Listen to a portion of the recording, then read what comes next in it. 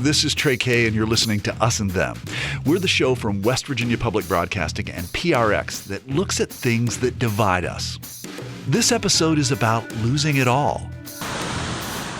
The days of waiting are over. Hurricane Florence is already making its presence known along the Carolina coast. Dorian's path of destruction, charging the coast of North Carolina today. The window for people to evacuate is closing fast. Storm surge causing waters to rise 7 feet in just 2 hours. The 2019 hurricane season has already hit hard. Hurricane Dorian chewed up large swaths of the Bahamas. Pictures of the pulverized remains are jaw-dropping. Dorian slammed into the Caribbean country with one of the slowest storm tracks ever. For days, winds and water pummeled the islands. The hurricane season runs to the end of November, with the potential for death and devastating losses with each storm. And cleanup and recovery come slowly. And for some, there is little to no chance to recover losses. Immigrant farm workers in the U.S. on temporary work visas or those in the country illegally can lose everything. That's what happened after Hurricane Florence hit the Carolina coast back in the fall of 2018. Workers lost possessions, they lost income, they even lost long-term housing they had rented for years.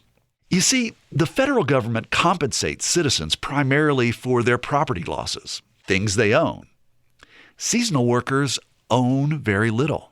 Reporter Timothy Pratt covers social issues, science, and immigration issues, and he's investigated how Hurricane Florence affected migrant workers.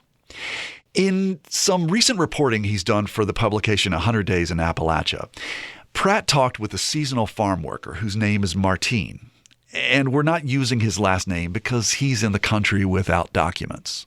What can you tell me about his experience after Florence? Farm workers, in general, when there's a natural disaster, they're not considered both in disaster planning before a hurricane or natural disaster or in relief efforts afterwards. So I even looked at disaster plans from counties and from the state and from the state agencies that create these plans. I talked to the officials involved, and they don't in any way consider this population and its unique needs, which include language barriers. They don't know the surrounding area because often,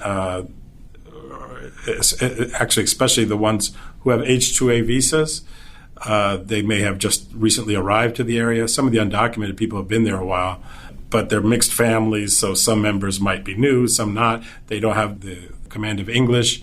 And then they're not, again, eligible for disaster relief, for example, FEMA, because they're often not owners of the places where they live. They don't have papers to prove that the structures that they live in belong to them, and therefore, if their housing is destroyed, there's no relief available to them. Did you hear Timothy Pratt mention the H-2A work visa? This so-called guest worker program allows temporary employment for immigrant workers, mainly from Mexico and Central America. And the program is growing and accounts for about half of all immigrant workers. In the 2018 fiscal year, employers were granted more than 240,000 H-2A visas for their workers. That's more than a 20% increase from the year before. Under this kind of visa, employers pay for transportation to the U.S. and back for workers, and for their housing. The visa allows the workers to stay in the U.S. to work, usually for less than a year, and then they are required to return to their home country. More U.S. growers are using the H-2A program, and some are keeping the immigrant workers for a longer work season. Martine, however, doesn't work under the H-2A visa program.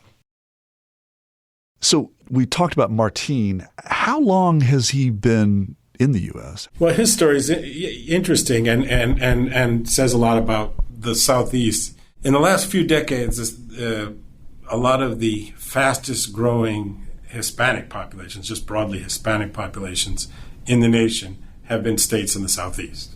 And this started because immigrants were sought after for agricultural work mostly, and some factory work. What kind of agricultural work? There's tobacco, sweet potatoes, there's strawberries, there's Christmas trees. I don't know if I'm leaving anything out. And, the interesting, it's a sort of another whole other subject, but historically it was African Americans who did a lot of this work. And at some point that changed, and immigrants were sought after. And for a period, it was undocumented workers like Martin. You asked about Martin. His family came here 30-something years ago. And so there were successive generations of mostly men, uncles, brothers, coming to do the work in the tobacco and sweet potato fields mostly, year after year. And they always lived in this one plot of land that they were able to rent out and get first one and then another trailer home in. And of course, when I said earlier that many immigrants, the undocumented immigrant farm workers, don't have documents about their housing either. That was true in this case of Martin.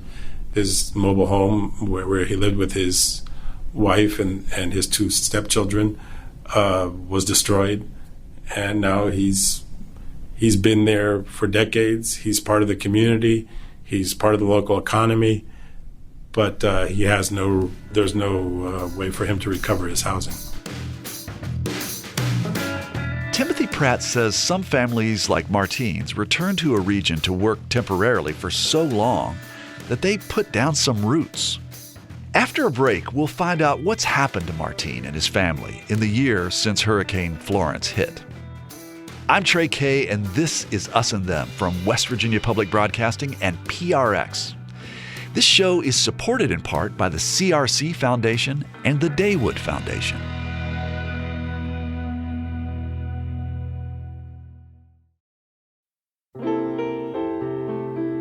Music lifts us up and brings us together, even when we can't get together in person.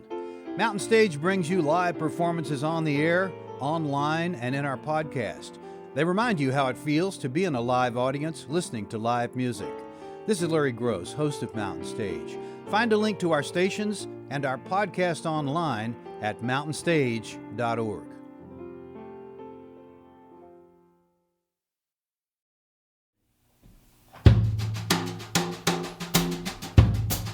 I'm Trey Kay, and you're listening to Us and Them. This past year has been tough on some immigrant workers who lost possessions and income after Hurricane Florence hit the Carolina coast. Timothy Pratt has followed their recovery, and he visited the trailer where Martin lived with his family.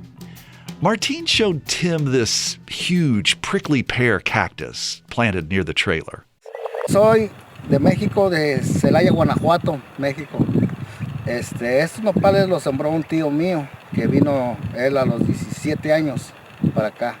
Ahora él ya, si no me equivoco, debe tener como... Timothy, in the piece you introduce us to Martin. There's a picture of him standing in front of a cactus plant that his uncle brought to the U.S. from Mexico. Why did you tell us that story? Why did you lead with that? I hoped it worked as a symbol because that's what it felt like to me, that cactus plant. It's been there 30-something years. It looks huge. Exactly. You can see in the photo it's huge. It's survived multiple hurricanes. To me, it's sort of like a metaphor for not just this individual and his family, but these hundreds of thousands of immigrant farm workers, because some of them have been here decades. They're just as much a part of the landscape as that cactus, and they've transformed the landscape just like that cactus, which is not native to North Carolina. Can you tell me what happened to Martin during Hurricane Florence? Unlike many of the H-2A workers who I also talk about in these pieces, and they are, of course, an important part of the immigrant farm worker population, again, he, like many of the undocumented people, have been there for several decades and increasingly bring other family members. So he at least had access to information that the hurricane was coming through even word of mouth. And so the first thing he did was get his wife and 2 stepchildren out of the state, actually, and they had family in another state. But then he stayed in the house to see what he could do, or in the mobile home to see what he could do to protect it. And eventually, sometime around 5 a.m, the day the hurricane hit, he said that the home shook back and forth like he had never seen it before, and it was starting to fill up with water. He held his hand up to like his waist, and if you see it now, it looks like a disaster scene. There's identifiable objects that you can relate to a family's life, but they're all destroyed.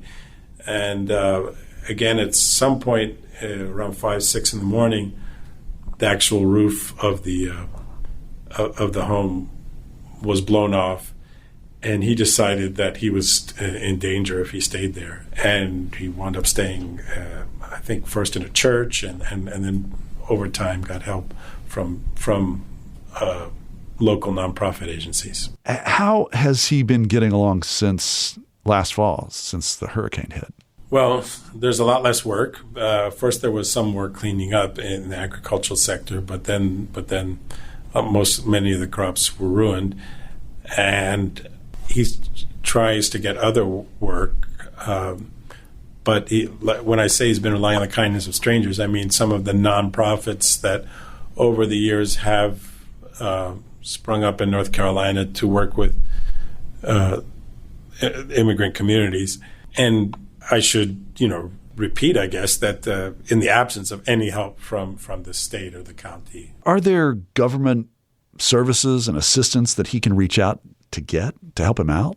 The most significant chunk of disaster relief in terms of housing or even food and so on is federal funding channeled through local municipalities. And if you don't have documents to prove, for example, that the housing you own or rent is yours, then you're not eligible for any of that aid. Not to mention the fact that it's not the fact of being undocumented makes you ineligible for federal programs. There's also a fear, especially in this current administration with its policies, in the immigrant community, undocumented immigrant community, of being exposed or exposing yourselves.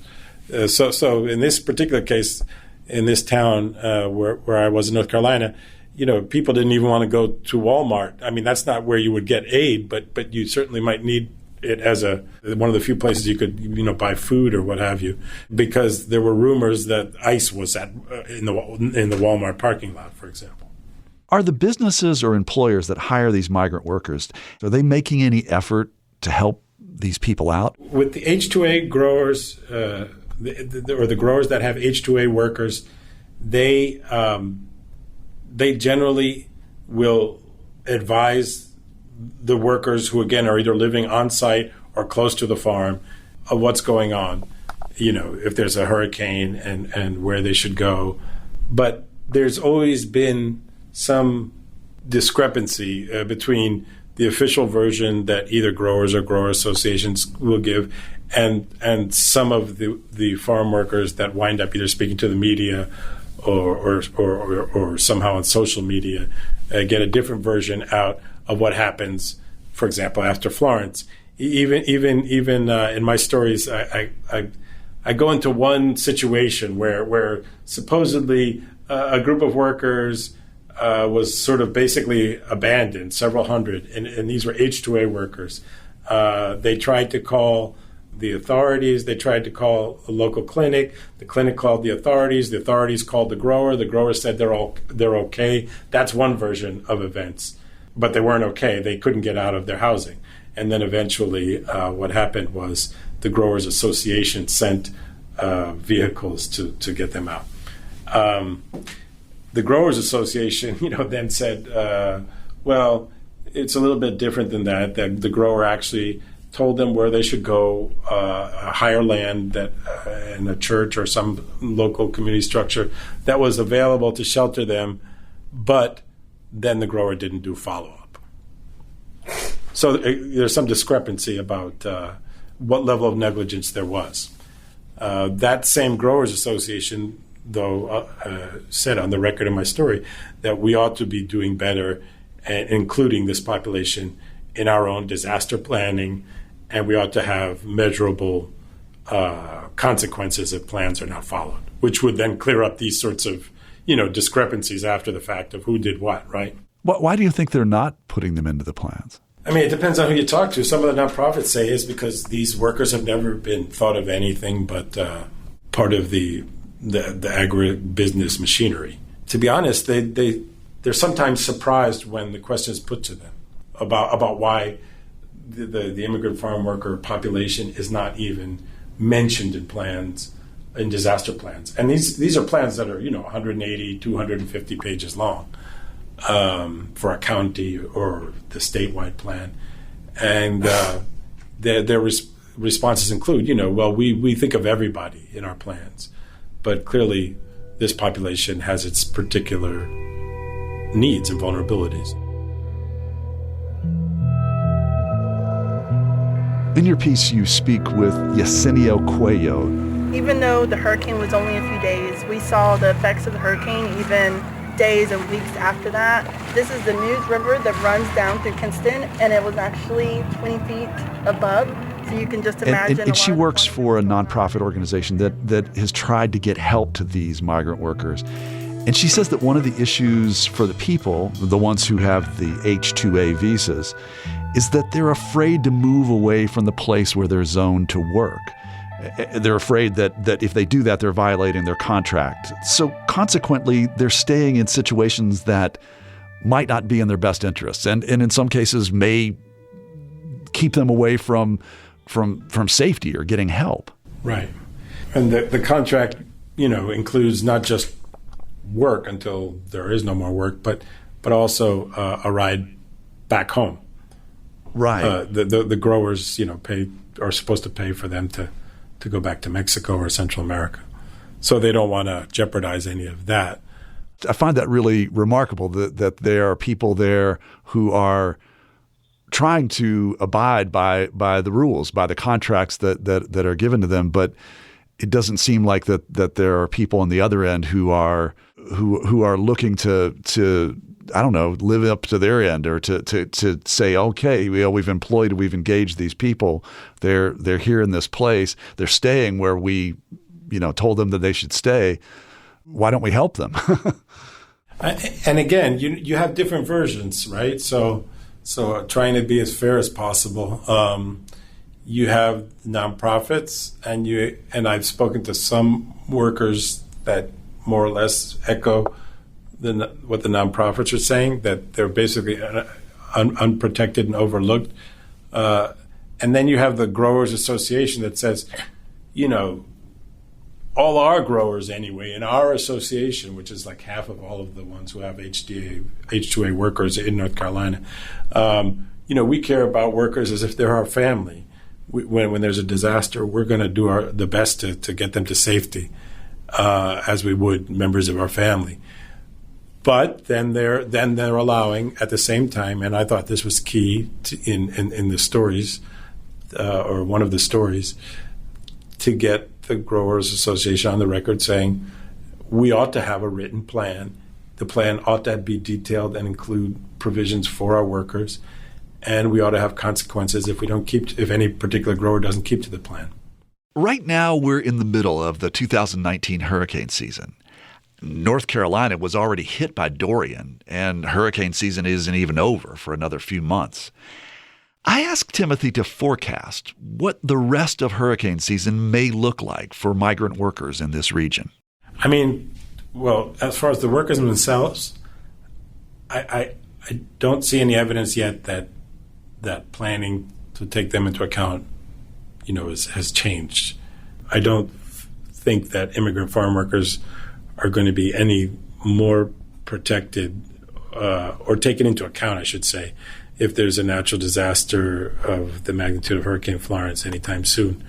On the other hand, something I referred to in the reporting is how is this going to affect the decision on the parts of tens of thousands of immigrant farm workers to come to this part of the country and do this kind of work over time. If they know, either themselves or their family members lost their home and are now living, basically on other people's couches, basically with a very poor quality of life and exposed to immigration authorities, etc. When will they decide to not even come and do this kind of work? And how will that affect the agricultural economy? So I'm curious about Martin. What's he been doing to get by? So as far as I know, he's getting a lot less work, doing some other kinds of work other than agriculture, like construction, wherever he can, and generally benefiting from the help of several local nonprofit agencies. And how are things for his family a year later? He sent them away before the storm. Are they still separated? As far as I know, they're still not reunited. What are his hopes as he's moving forward? Pues a mí no me gustaría moverme de este terreno porque pues son 12 años los que he estado aquí y me he sentido bien feliz aquí, tranquilo. I mean, he and I think a lot of others sort of would like to be able to stay in a place he's lived in for decades, North Carolina, doing the work he's been doing, and he's even paying, at least when I spoke to him months ago, rent on the land where he had his mobile homes months after the hurricane.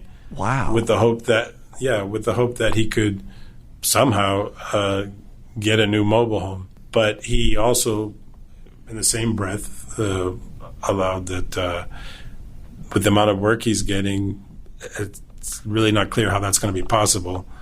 And perhaps at some point he'll decide, after all these decades of not just him but his family having come here to do agricultural work, to just pick up and go back to Mexico. Timothy Pratt says there are recommendations on ways to make immigrant workers less vulnerable after natural disasters. Organizations that represent North Carolina workers and growers say there is almost no mention of the tens of thousands of temporary workers in state and county emergency response plans. Things like evacuation strategies, translation services, even requiring farm worker housing inspections after a hurricane or a flood could help workers get back on their feet after a natural disaster.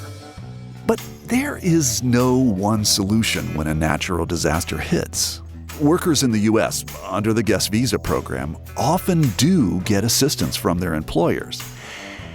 However, many immigrant workers are not eligible for government assistance, which means tens of thousands of people that U.S. agriculture rely on can lose everything.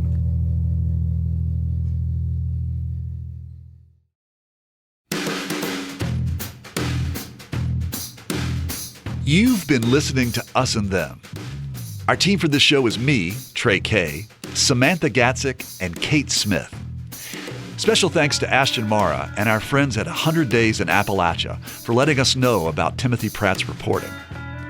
Michael Lipton and Tristan Lozow wrote and performed the Us and Them show music.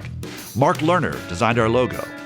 The wonderful people at PRX and West Virginia Public Broadcasting make Us and Them possible. So do grants from the CRC Foundation and the Daywood Foundation.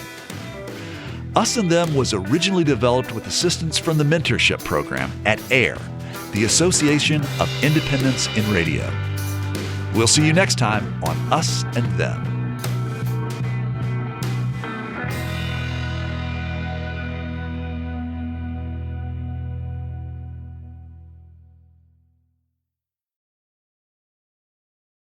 Support for this podcast comes from the Corporation for Public Broadcasting.